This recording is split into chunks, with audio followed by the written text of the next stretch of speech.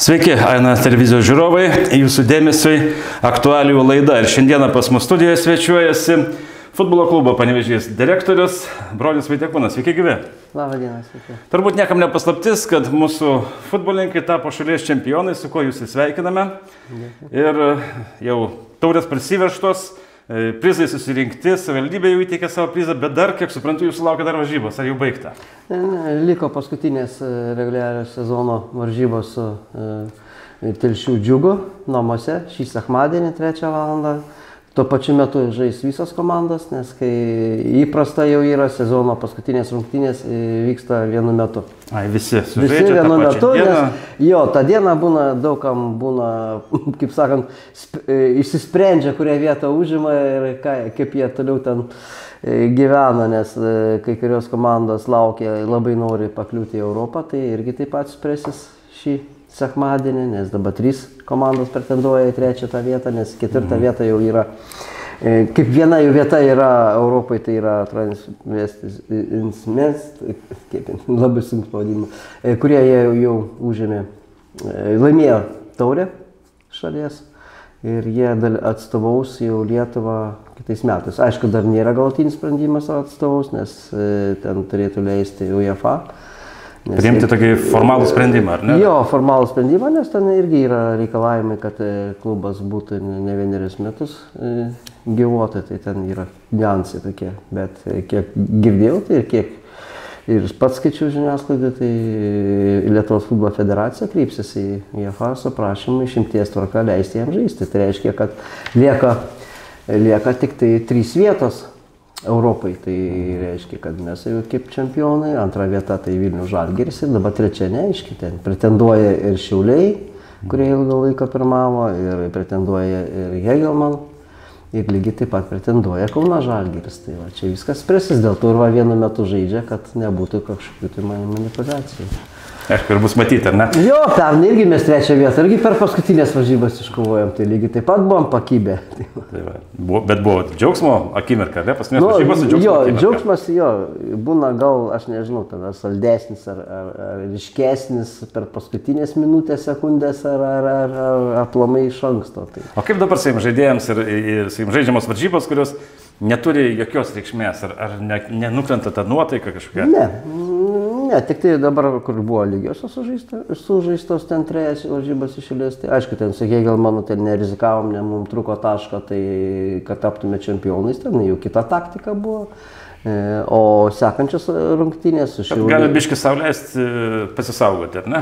Jo, su Šiauliais ir su Kauno Žalgiriu. Kauno Žalgiriu, tai aišku, irgi paskutinę minutę praleidom ten. Ne, eina visi dėl pergalės. Mato, treneris irgi dabar žiūri, stebi, kurie žaidėjai jisai norėtų matyti kitam sezonui. Kiekvienas, kas mažiau žaidė ar ką turi įrodyti, kad jisai norėtų žaisti kitam sezonui, kad jisai bus reikalingas. Tai kiek suprantu, treneriai pasiliekate, ar ne? Jo, treneris pasirašė sutartį. Jo, iš kur, kaip jį įsiradote ir kaip patenkinti juo? Tai suradom taip, nes buvo tokiu momentu, ieškojom trenerį.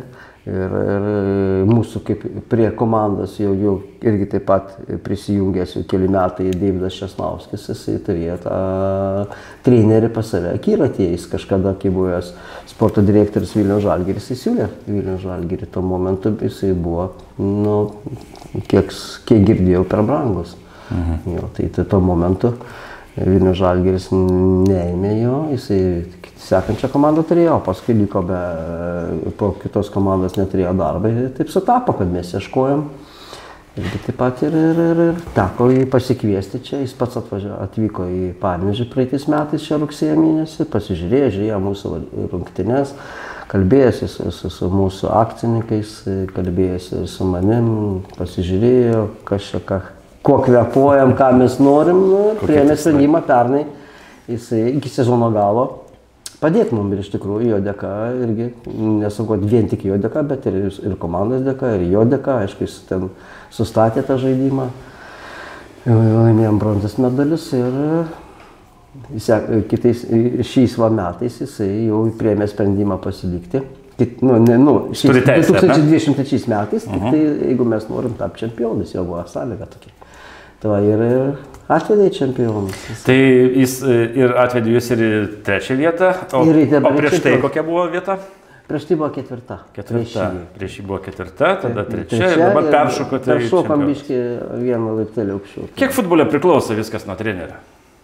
Procentaliai galima išreikšti? Procentaliai, nu matot, kaip ir visa komanda yra, treneris vienas nieko negali padaryti, bet ir komplektacija pasirašymo sezono jau daugiau nuo trenerio priklauso, tai skaitykit gal daugiau kaip 50% ir jau yra. Jau čia, nes gali būti ir labai geri žaidėjai, ir brangus, ir tikrai aukštos kokybės, bet jeigu nerandė vietos aikštėje, tai rezultatų nebūna. O koks jisai? Griežtas, geras, teisingas? Aš galiu pasakyti, kad labai sunku jums pasakyti vien dėl to, kad jisai... Kuo skiriasi nuo kitų? Jeigu tai paėmus taip, kas liečia darbo etikos, kas liečia darbo pačio profesionalizmo, tai jis yra griežtas, reiklus ir taip toliau. Kas liečia už jau, jisai iš karto persimaina. Baigėsi treniruoti? Taip, jisai ir gali greitai tampa ir draugu, ir patarėjų, ir taip toliau. Tai čia toks treneris iš tikrųjų parodo savo profesionalizmą. Profesionalus treneris, kuris moka save ir pastatyti, ir tai, kad padaryti, kad jo nebijotų gerbti, jį gerbė iš tikrųjų, ir jisai ir balsą pakelia, ir jeigu kad ir laimim, tai vis tiek jam kažkas nepatinka, jisai duoda, turi ką pasakyti ir tikrai gauna pilos, nežiūri, ar jis ten geresnis žaidėjas, ar prastesnis, žvaigždžių nėra. Sakykime, klubas laimėjo, kiek iš jų procentaliai liks kitų metų sezone? Pasakyti. Nuo ko tai priklauso? Norisi, kad liktų 80%, bet čia, matot, yra daug dalykų tokių, kad ir pamastymų yra, gal ir liks, gal neliks, gal irgi... Čia reikia žiūrėti, gal tas, kuris tapo čempionu, gal pasimotyvacijas nebebus, gal reikia alkanesnį paimti, jaunesnį, gal tą. Nu, čia viską vėl sprendžia. Kas sprendžia? Treneris, jūs kartu? Ne, visi kartu mes sprendžia, visa komanda sprendžia. Nu, kaip komanda, vadovybė sprendžia ir treneris, taip, bet jo treneris, jisai vis tiek, jisai turi pasakyti, kad man reikia to žaidėjo, man tinka, jisai pagal mano planą, pagal mano taktiką. Taip, čia daug yra trenerio žodis, nes tai negali priimti tų žaidėjų pagal save. Nei akcininkai, nei aš negaliu, nes žaisti ir vadovauti reikės treneriui. Mūsų darbas gal tik tai yra tame, kad atrasti sąlygas ir taip toliau. O pasakyti, kad tas man žaidėjas reikalingas, tas tinkamas čia jau trenerio darbas. Trenerio štabo, ne vien tik tai treneris, yra ir analitikas, kurie peržiūri video, to žaidėjo statistiką, žiūri CV tą visą. Kaip atrenkate žaidėjus, kur jų ieškote? Agentai pasiūlo. O toliau jau darbas būna, ar tinka, netinka treneriai, yra video medžiagas būna, yra programa skautingo, žiūri, kaip jis ten žaidė vienoje komandai, kitoje, automatiškai ieškoma sąlytis su buvusiu klubu galbūt, ar su vienu, ar su kitu, ir ten vis tiek tas futbolas yra, ir tų trenerių yra, kur randa bendrų pažįstamų žaidėjų ir sužinai, nes ne vien tik tai, kad jisai ten statistika yra, dar reikia žiūrėti, kaip žmogus yra, nes tikrai šiemet pataikėm, nes Rūbinė tikrai įsiskyrė, tai buvo tikrai labai gera atmosfera ir pati, kolektyvas, nebuvo jokių ten ekscesų kažkokių tai ar kažko, tai nebuvo incidentų, nieko nebuvo. Drausminių pažeidimų? Nebuvo. Dėl to, sakau. O per visą istoriją viską pasitaiko? Būna visur būna. Atvažiuoja žaidėjai visokie charakteriai. Tenka atsisveikinti su žaidėjais per 8 metus? Ne, dėl šito neteko. Pasisekė kažką. Taip, o yra senbuvių? Klubas įkurtas 15 metais. Iš tų, kas... Ar tik vadovai liko senbuvių? Liko tik tai, kas? Dainis Gleveckas iš tų senesnių ir aš. Jo, o taip tai nebūna, vis tiek tie metai duoda ir žaidėjai keičiasi. Kas dabar iš tokių senesnių yra Tautvydas Abijošas, tas senesnių, tai yra Veliulis Ernestas yra. Marius Suvaizdis pats vartininkas buvęs futbolo klubo Panevėžys pradžioje, tai jis dabar vartininkų treneris yra. Ten Tomas Kačerauskas buvęs žaidėjas, dabar analitikas pas mus. Tai iš tokių gal... Yra likusių, ne? Likusių, jo, o pačia komanda keičiasi, vis tiek nebūna. Gal trumpai, 15 metais atėjot su pasiūlymu įkurti klubą. Kas tai per idėja? Kodėl taip gyvena? Ne, čia buvo ne mano idėja, čia buvo Panevėžio bendruomenės idėja, ten daug žmonių buvo, ekranas žlugo. Liūdna buvo. Bankrutavo, taip, aišku, aš tuo pačiu metu šalia buvau kažkur tai, bet jie įkūrė, nes dėl to, kad buvo futbolo akademija yra, nu, jinai nebuvo Panevėžys vadinamas, buvo futbolo akademija, jo, tik tai savivaldybė buvo steigėja ir grinai ir savivaldybė, Panevėžio miesto savivaldybė, tai vis tiek tie žaidėjai turi kažką turėti prieš save, pavyzdžius kažkokios, tai ten savo autoritetus gal tas žaidėjus, kad jie galėtų sekti toliau, kad karjerą kiltų, tai toliau vis tiek turi būti kažkokia komanda profesionalesnė. Mieste, ar ne? Jo, ir plus turi sekamumas būti kažkas, tai kažkur turi nueiti. Ne tai, kad jie pažaidė, ten pasitreniravo komandą ir išvažiavo. Ten. Aišku, ten būtų geriausia, kad visą laiką būtų kažkokia komanda, kurie nori patekti, nori būti ir šalia. Ir tie entuziastai Panevėžio bendruomenės, jie įkūrė asociaciją, klubas Panevėžys. Ir pradėta veikla pradėjo su akademijos auklėtiniais. Tik tai buvo paimti iš ekrano senbuviai, ten ir Povilas Lukšys, ir ten kas iš tų senesnių buvo Marius Vasavaizdis, ten buvo keli ten senesni žaidėjai ekrano, kurie prisijungė ir pradėjo tą visą veiklą. Pradėjote nuo pirmos lygos, ar ne?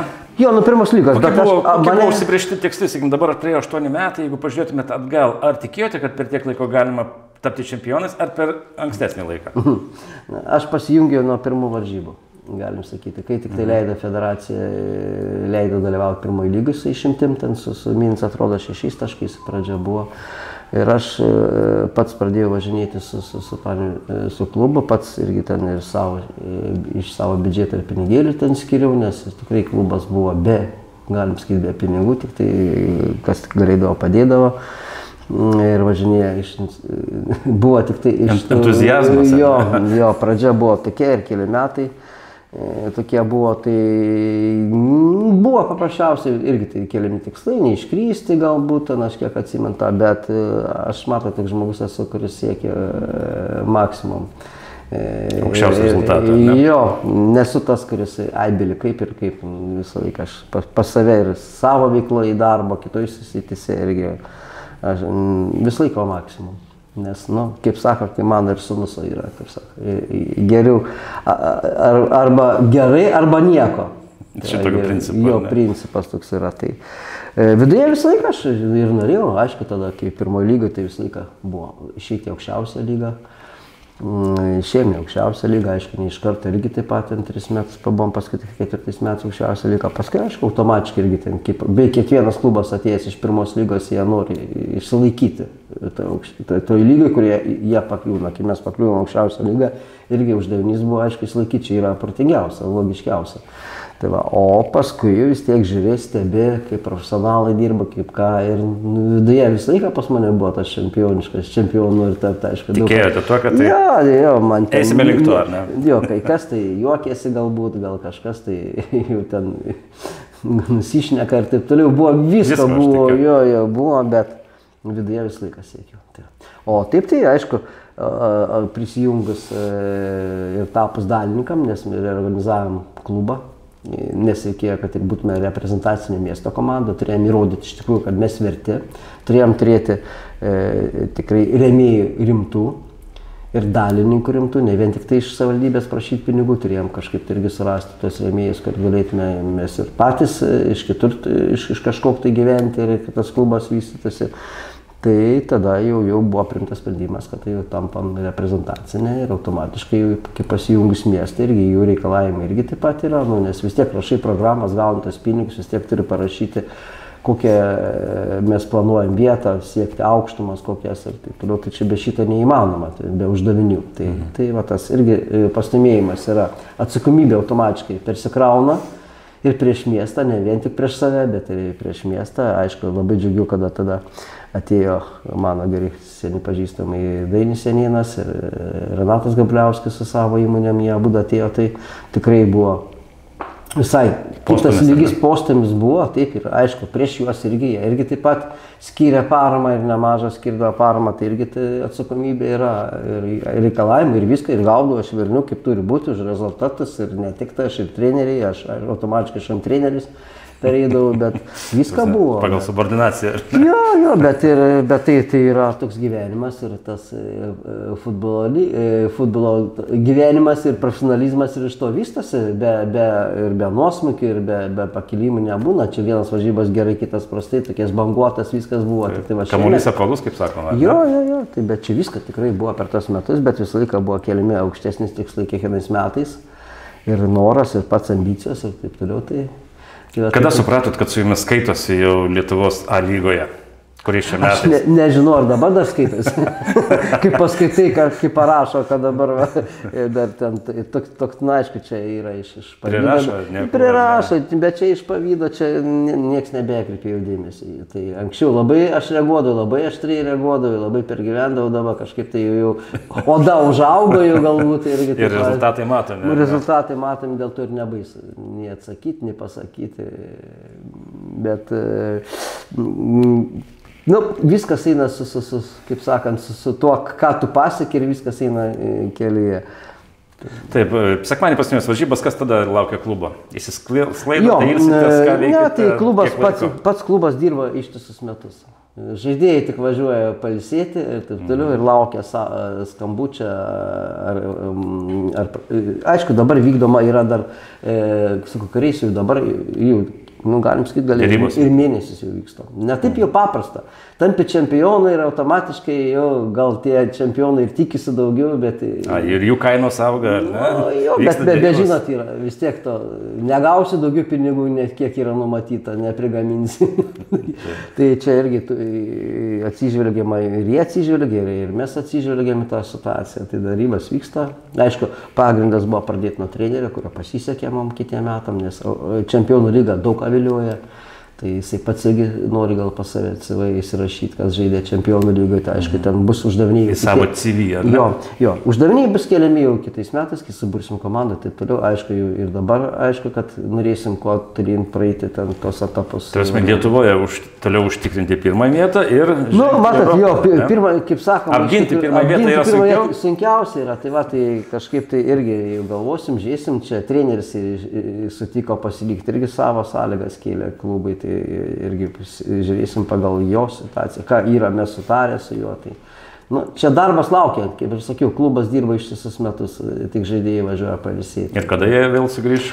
Jau numatyta yra planai kitiem metam, yra numatytas treniruočių planai, viskas. Sausio 8 pradedam. Sausio 8 jau pradedam. Jau pradedam, nes mes žaisim Super tauriai. Mes kaip tapom čempionais, yra laimėtojai taurės, jie jau man taurės laimėtojai, tai mes pirmas varžybas kaip ir įprasta, vis laiką prasideda vieną savaitę anksčiau negu pas čempionatas. Tai reiškia, mes žaisim 24 dieną, kažkaip panašiai, dar nėra data paskelbta, bet greičiausiai bus vasario 24, bus pirmas oficialios rungtynės, tai dėl Super taurės. Čia jau užsienyje žaisti namuose? Ne, namuose. Čia žaisim su taurės laimėtojais. Su taurės laimėtojais. Iš pirmos lygos ta komanda. Transvansisment. Vienu žodžiu, kaip sakant, transportininkai. Supratau, tai vienu žodžiu ilgų atostogų niekam čia nenusimato, ar ne? Laimėjom auksą ir vėl į kovą. Jo, taip, treneris, aišku, pažiūrės pailsėti, bet irgi turės savo darbą, savo uždavinius. Mes turėsim irgi savo vadovai uždavinius, tai aš gal man tokia biški svajonė yra įskristi, pasižiūrėti rungtynės. Barcelona, man vis tiek ta komanda yra. Tai aš pasižiūrėjau, kada ten žaidžia lapkričio gale, tai manau, kad pasiseks jo pasimti atostogas kokiam ten 5 savaitę gal ir skristi. Dar vienas klausimas. Kaip su fanais? Auga jūsų gretos fanų? Taip, palaikymas miesto gyventojų? Jo, su fanais, aišku, pagerėjo iš tikrųjų. Patys siūlosi, patys rašosi, patys domisi, taip toliau. Čia aš pats žinau, kad labai sunku. Klubas irgi įsikūrė, irgi sunkiai eina. Lygiai taip pat ir tai su fanais. Turi fanai tapti ištikimais, jų irgi savos tradicijas yra taip toliau.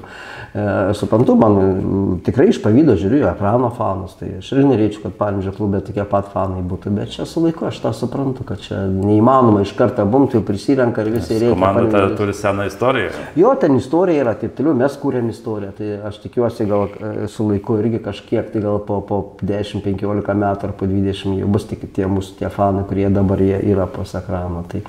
Tai čia viskas natūralu, viskas vyksta savo laiku, savo būdu. Ten iš karto irgi klubas negimė ir klubas nepasiekė savo irgi lygiai taip pat. Na taip. Na kągi, ačiū Jums, kad apsilankėt studijoje, linkiu sėkmės ir, kaip sakoma, sezono uždavinių įgyvendinimo. Dėkui. Ir kad klubui sektųsi, kad viskas eitų kaip iš pipkės. Priminsiu visiems, jog mūsų studijoje viešėjo futbolo klubo Panevėžys direktorius Bronius Vaitiekūnas. Ačiū Jums dar kartą ir ačiū žiūrovams už dėmesį. Viso gero.